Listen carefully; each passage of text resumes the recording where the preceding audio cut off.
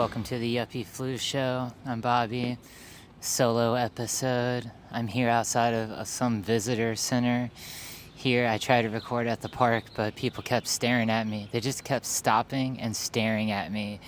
Two guys who were working in front of me, and then this other couple parked, and then they just got behind me, and then were photobombing my fucking video. Just staring, just stopped. No, not doing anything. So I got freaked out, so I left. Anyway, I'm outside of a parking garage, and people are going to be walking around, but that's okay. We're going to get over that. Fest just announced their lineup, and that is a beautiful, beautiful thing for me. It's my favorite festival. It's small, but it's also large, so many bands. I don't even know how many. It had to be at least 100 bands announced this first wave, and they have 200 more coming, which this year, now I'm kind of in a, it's kind of more of a panic situation, because I feel like there's going to be a whole lot of overlap, you know what I mean? It's going to be a lot of choices, and I'm going to have to make choices, and it's going to be me picking one favorite band over another favorite band, and that's a totally different scenario compared to my first time. When I first went to Fest, it was 4 years ago, I think. 2022, 3, 4, 5. Yeah, wait, 2, 3, 4, 5, 6, maybe 2023. 23, 24, 25, 26. Yeah, that makes sense. So, 2023, I had went. I don't know what number of Fest that was, but yeah, I had gone. Me and my nephew had made a long-term plan to go to When We Were Young Fest in Las Vegas, and last minute I decided to add on going to visit some of my best friends in the world in Portland, since I was already on that coast. But then very, very, very last minute, I decided, let's add on going to Florida and go to Fest, because like all things in life, Thursday was playing, and that's just a major hook. It was Thursday, Strike Anywhere, and Eve 6. Those were my three bands, anchor bands, for making me decide to go. 3-day passes to Fest were already they were gone. They were way sold out. But they had the single day. You could get a ticket to go to one place for that one lineup. And this particular lineup, I got there, and as soon as I walked in, it was Pool Kids opening. God, I love that band so much. In fact, I'm about to see them in 2 or 3 days. It's going to be beautiful. But yeah, they opened the show, and then it was Eve 6, who at the time were a bucket list band. Every year, I pick out 5 bands that I just have never ever seen, and I try to make it a point to, hopefully, maybe if I can, finally see them. And Eve 6 has been on that list for, I think at that point, 2 years. And they're a band. I love Horoscope. That was my jam. That and It's All in Your Head. Those 2 records I absolutely love still. I still bump them. They're so fun. They're so summertime in my heart. Anyway, and then right after them, third band up is Strike Anywhere, who's another one of my just absolute favorite bands. Richmond band, Virginia, in my heart. And then Thursday played. And there's a bunch of other amazing bands. I'm trying to remember who played that year. On top of that, Thursday was playing War All the Time in full. That was epic. But yeah, so I had gotten there for that, and then also even more last minute, I decided to add a second day and stay. That was a Saturday. I stayed on the Sunday too, and I got tickets to the Heartwood stage. So I was basically just camped out. The first day just camped out at Bo Diddley Plaza. The second day just camped out at Heartwood stage. I know there's other stuff going on, but for me at that time, I wasn't exposed to that many bands and this whole underground emo punk hardcore scenes. Like I was kind of fresh to everything kind of bubbling underneath. I was still pretty much just gunning for like the mainstream bigger bands. That second day, the only band that I knew of and my anchor band was Cloud Nothings. After that, I was excited to see Screaming Females. I think those were the only two bands that I was familiar with. I knew the name Dikembe, and I may have at one point listened to like a song, but sometimes there are bands that you discover like 10 years ago off of like Pitchfork or Stereo Gum, one of the blog bands, and you just never really listen and give them a chance. And I feel like that was the spot that Dikembe had. And so I decided to go to the Heartwood stage, and that stage was just so packed. That stage, I feel like, changed my whole trajectory when it comes to like live shows and bands that I like.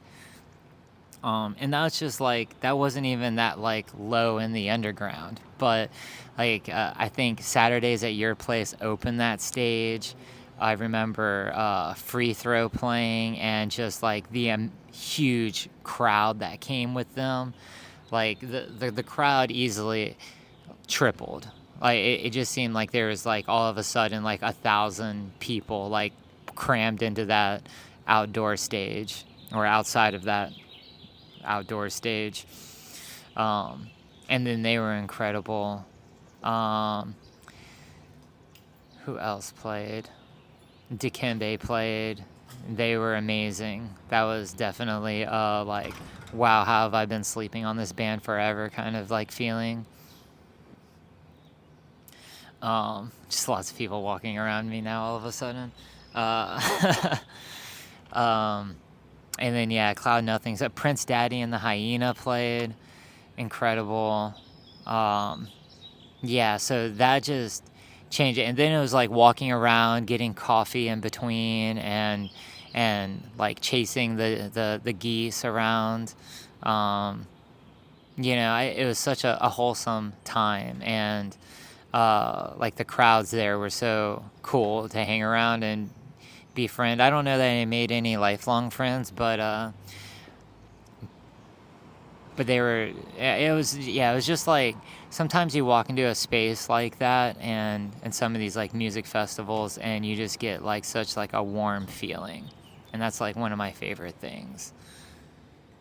I've gotten it. I remember like Furnace Fest 2024. That was like one of the warmest festival feelings that I've ever had. And yeah, so ever since then, I've been super into Fest, and every time I've gone, I've discovered more and more bands, and this year will be no different.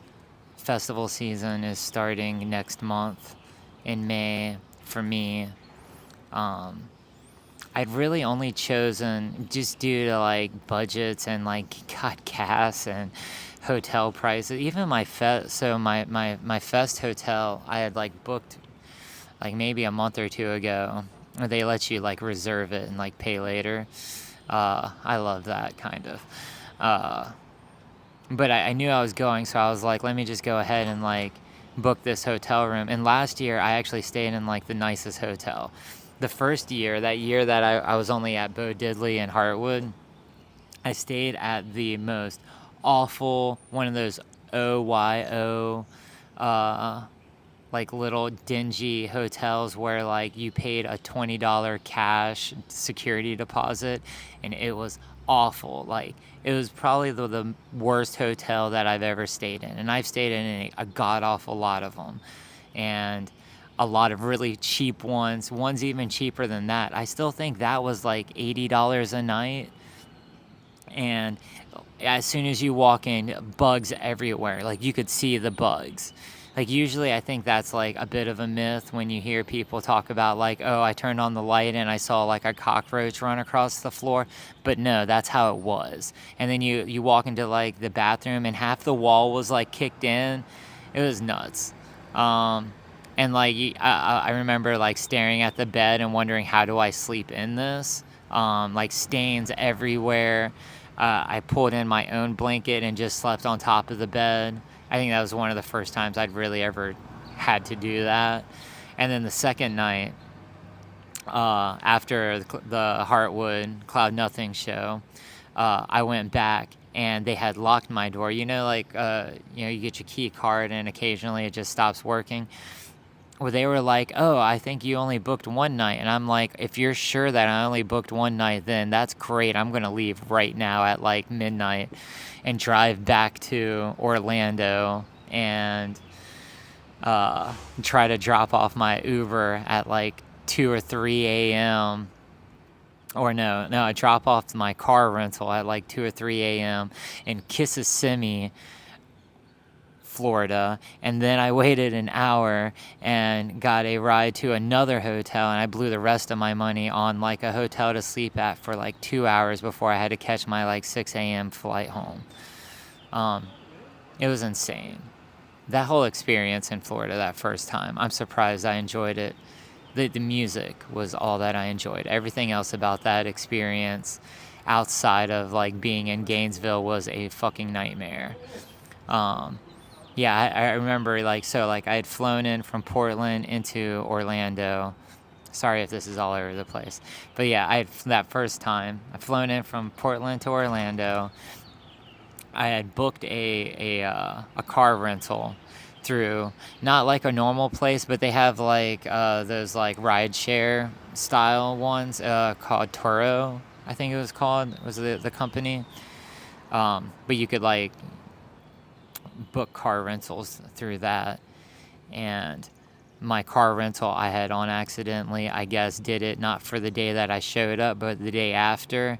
And then I called them, couldn't figure out anything. They couldn't get me a car rental that day at all. Like, they were just full.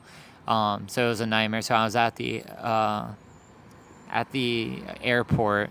So then I had to call an Uber, take an Uber to my hotel, book a different car rental because I'm in Orlando and I need to drive 2 hours, I think, north to Gainesville the next day. And so like then I have to take like another Uber just to go to the spot where I pick up my rental car, and then that rental car takes me to the as I was saying, describing the most dingiest hotel of my life. And so bad that after the first night, the second night at midnight, I made the executive decision to just not try to get them to let me stay, and just took them telling me that I only booked one night. Is so crazy.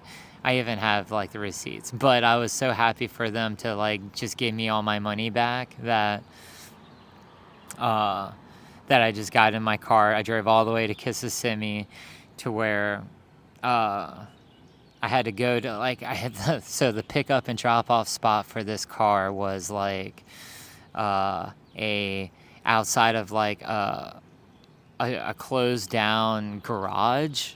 So I'm just like, and I'm pulling into this at like 2 or 3 in the morning after driving, and I'm just at that point I'm like, okay, I'm gonna leave the car here, but now I need an Uber at like 2 or 3 in the morning, about 45 minutes outside of Orlando. So it took forever. Like, I had to wait like a whole another hour before somebody finally came and picked me up. It took me, like I said, to this other hotel where just to chill for like 2 hours. I think I slept maybe an hour and a half, and then I had to like get up, shower, and just immediately take another Uber to the airport. Yeah, I ended up trying, it's one of those things where you try to save so much money and plan everything out, and just everything goes wrong in succession that you end up spending like an extra, I must have spent like an extra $500 unplanned, just to kind of make it through that event. Yeah, anyway, so that was year one. For some reason, I like the experience so much though that I've gone back every year after, gone out of my way to get the 3-day pass, which has been a huge upgrade. The 3-day pass gives you access to just go all over there's like 10 or 15 different like venues, I think. Some big, and some just like real small, like 50-person capacity places. And I love those types of that was my introduction into like the kind of festival where like the curation is just so good and so perfect that you can walk in and see bands that you've never heard of, and walk out and have 10 new favorite bands like every single day. You can't see every band, so you got to pick and choose.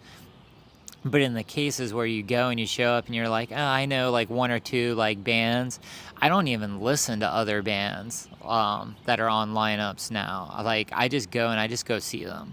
And if they're awesome, they go in my little book of awesome bands to keep checking out. And very rarely I'm like, nah, not for me, you know? But I don't listen to things ahead of times. I just let the live music be my algorithm, and just put some trust out there that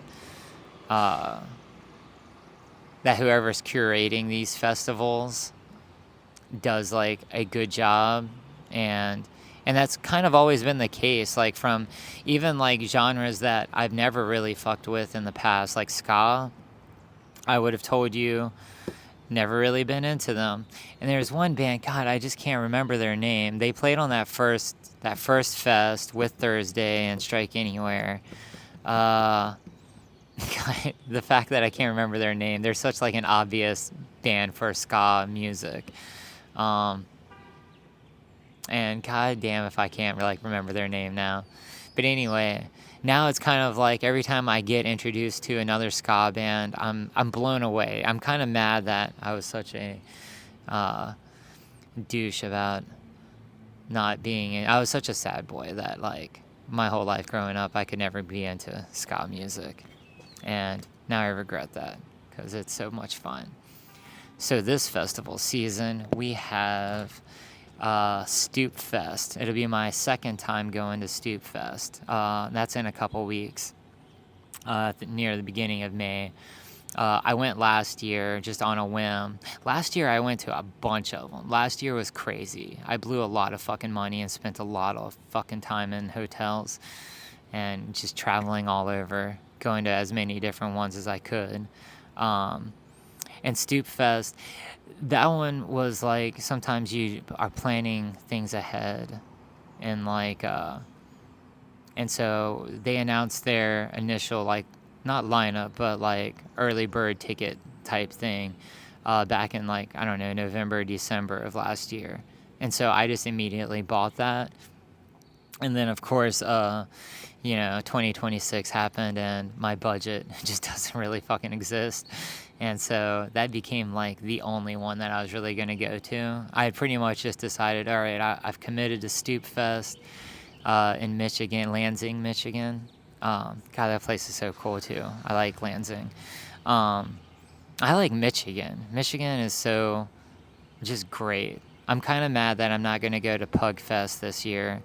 I did that for the past 2 years, and that's definitely one of my favorite ones. That one's a little similar to Fest, where they have a bunch of different venues kind of spread out, and you almost get an opportunity to explore the city while you're also going to see a lot of awesome bands, and very well curated.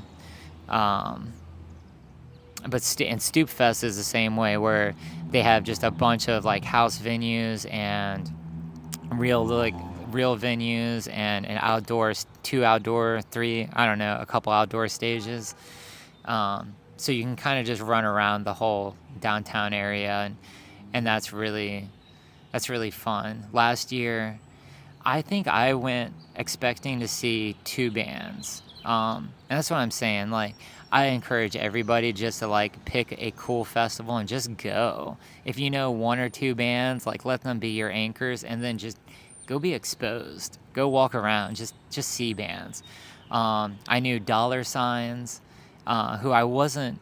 By that point, I was a big fan of, but I think even when I bought the tickets for it, I was just kind of I was a getting there fan, lukewarm. Discovered and knew that I liked them, but I hadn't really listened to them as much. The funny thing is, like, after Stoop Fest, I feel like I became like a super fan.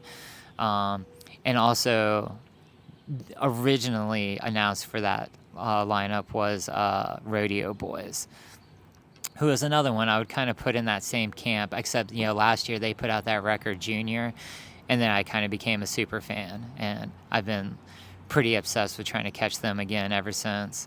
Both of which I saw. So I actually saw. So the first year that I went to Fest proper, which I guess would have been 2024. That's where I caught Rodeo Boys at the Civic Media Center, and they were great. That was my first intro to them. And then, so last year at Stoop Fest, last minute, they got added to that Laura Jane Grace tour and had to drop off of Stoop Fest. So I was pretty bummed. But I also ended up going to this other little fest called Midwest Friends Fest. And Radio Boys last minute got added onto that. So all's well that ends well. Yeah, Stoop Fest was cool. It's just half of it, like the outdoor stages, were in like this little park. It had a real, like, genuinely like family friendly kind of vibe, like a punk adjacent family friendly vibe. I discovered a lot of cool bands there. Sorry Sweetheart, who's like, God, they put out a record maybe this year or maybe the end of last year, called like Warm Room, Good Friends. Oh fuck, I'm gonna fuck it up. Warm Room, Good Friends, or Good Friends, Warm Room. I think it's Warm Room, Good Friends. I am obsessed with that record. Talking about slowly discovering ska music. Yeah, ever since they came out with that, I've been obsessed with that record. But I had seen them first at like a little house show at Stoop Fest last year. And then who else played? The Ophelias. I was excited to see finally. That was my first time seeing them. Vile played. They were great. They played like a Nirvana cover of Smells Like Teen Spirit, and it was actually legitimately great. I usually find anybody who covers Nirvana songs, I just find the covers typically are boring. But that was one where I was like genuinely impressed. Who else played? Tequila Mockingbird. Yeah, that was cool. That was one of those fests where I noticed like the crowd was so cool. They would do the jazz hands when people were doing cool stuff on the guitar and the bass. Yeah. And then, so also on this, this May, my friend Scotty invited me to crash his hotel room. So I'm going to go, I think, to Nashville and see Jorts Fest, which would be my first time for that. That lineup is super stacked. Leisure Hour Equipment, Hussy Fit. So last year when I was at Midwest Friends Fest, I think I didn't know who did. I knew like, yeah, Leisure Hour. I think that was literally the only band that I knew at that fest going into it. And I had went thinking I was going to see. I showed up late. That's what happened. I showed up late, and there was this band, Hussy Fit. that played. I totally missed them, but I noticed that like the entire day, just like their merch game was on point, and everybody was wearing a Hussy fit or a Hussy hat, a hat that said Hussy, and and I didn't know that they were in the band, but I realized after the fact that like in like almost every crowd that I was in, there were like members of that band and just having a good time and hanging out. So I yeah, they were so nice, and afterwards I just realized I wish I had seen that band. So ever since then they're one of those bands that are on my current like bucket list of bands that I really super enjoy that I did get into after the fact, but like I haven't seen live yet. So they're playing at Jorts Fest. Speaking of Midwest Friends Fest and like missed connections and like bands that are on my must-see list this year, finally, Hummusvacuum. I've missed that band 3 different times last year. The first of which I think was Midwest Friends Fest. I was outside. It was after Leisure Hour had played. Like Leisure Hour played, I remember I want to say it was the drummer at the time of Hussy Fit that immediately like we jumped and we were like screaming, if I could kill you I would, at each other during the whole song, and it was great. I think that's where I discovered Boy Clothes. And yeah, so anyway, not after the show, but late in the show, I was outside and I was talking to various members of Leisure Hour, and I think mostly talking to Grace, their bassist, and I ended up like literally I walked in, I was like, I got to catch this band Hummusvacuum. Like I've heard such good things. I don't know what they sound like, but I'm ready to go check them out. And I walk in and I caught like the last like 30 seconds. Like literally they finished a song and we're like, good night. Sad. And then I caught them again. What was the next fest that they played? They played another little fest. Let's think. Okay, I can't think of the other one yet. But it was a similar thing. At Fest last year, the Fest down in Gainesville, I had showed up. They were opening like the first day, and as soon as I had gotten there, I had to like register and pick up my tickets and my wristbands for everything. And I ran into Austin of Cinema Stare, and we ended up talking, and they were getting their badges because they were going to be playing later in the weekend.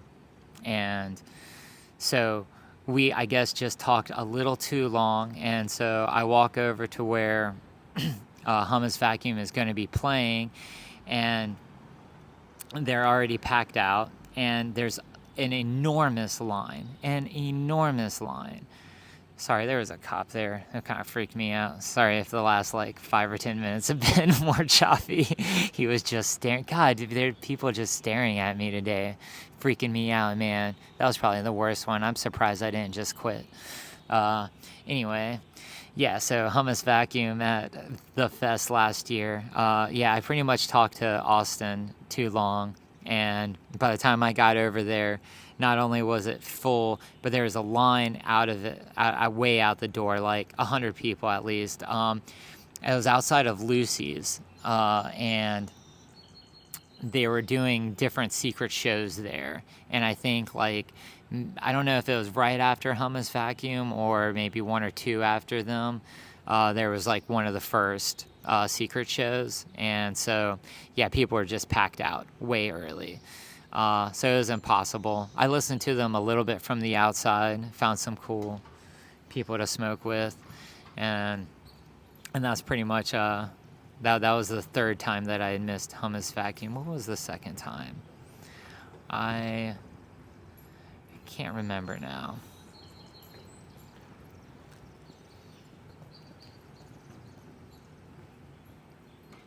But yeah, so Hummusvacuum still on the list. Was it Midwest Friends? Stoop Fest? It wasn't Stoop Fest. Maybe it was Midwest Friends. Where else did I go? Pug Fest.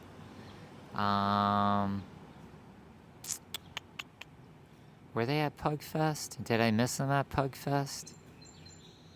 No, I don't think so. Anyway, man, this place is getting real busy. Yeah, Hummusvacuum, Hussy Fit, they're on my list to see. And yeah, I might take this inside. Anyway, see you later. Thanks for watching. You know what? Fuck that. I'm not done yet. Anyway, yeah, so that's festival season this year. We got Stoop Fest. We got Jorts Fest. If I can get free tickets or something super minimal like a $15, $20 Vans Warped Tour ticket, that's a maybe in DC. But it just a maybe. There's no way I'm paying $200 for that. The lineup, I don't know if I could say it slaps, but there's enough bands on it that I'm like, okay, I would totally enjoy myself. But at $200, I just can't fucking do it. Jorts Fest, that's pretty cheap. Yeah, go to Cheaper Fest and stop giving your money to like bullshit. I'm trying really hard. I'm in a hate Ticketmaster phase, so far I've been gifted an arm's length ticket for next week, and that's really sick. But I've been boycotting Ticketmaster, all Ticketmaster shows. Last year I bought a ticket for the Motion City Soundtrack Say Anything show around here in Maryland. That was in like February, but I just didn't go because I was like having a real depressed moment in my life, and I think it was like snowing and ice and stuff like that, or at least I used that as an excuse to like stay in bed and not go to that. And then I had also last year bought a ticket to go see the Joyce Manor Military Gun Combat. Another band too that was awesome. Yeah, that was such a great lineup. But like again, that was driving all the way to Baltimore. It's like a 3-hour drive, and it was the same day as the Carly Cosgrove Leisure Hour Summer Brews show that all my friends were going to. So I made the executive decision to like sell off my ticket and go to Leisure Hour and Carly Cosgrove instead. I made the right choice. And so that's been my interaction with Ticketmaster this year. It's just been sleeping through one. But that was before I made the executive decision to not fuck with Ticketmaster anymore. And I'm going to try really hard to like not do that at all and not give them any of my money. But yeah, if other people have already done so and they can't make it, I will gladly go sit in the crowd for them in their place, especially for like arm's length. They were one that I was a little bummed that I was going to miss. Yeah, trying to stay away from just the Ticketmaster shows. Warped Tour again is just a maybe. Like I'm kind of hoping it just doesn't sell that well, and then last minute like we can go on one of these sites and just get mad cheap tickets. I don't want to pay for it. If it's $200, I will not do it. Yeah, that's pretty much it. Yeah. I think that's all of like festival season though this year. It's pretty much, yeah, we're gonna do Stoop, we're gonna do Jorts, get my Jorts on, and then we're going to do the Fest in October. And otherwise, just chill out, do shit around here, see local shows, see cool local bands, and just try to find a more positive place in this music scene. That's the general goal. And now that I can do it peacefully, goodbye.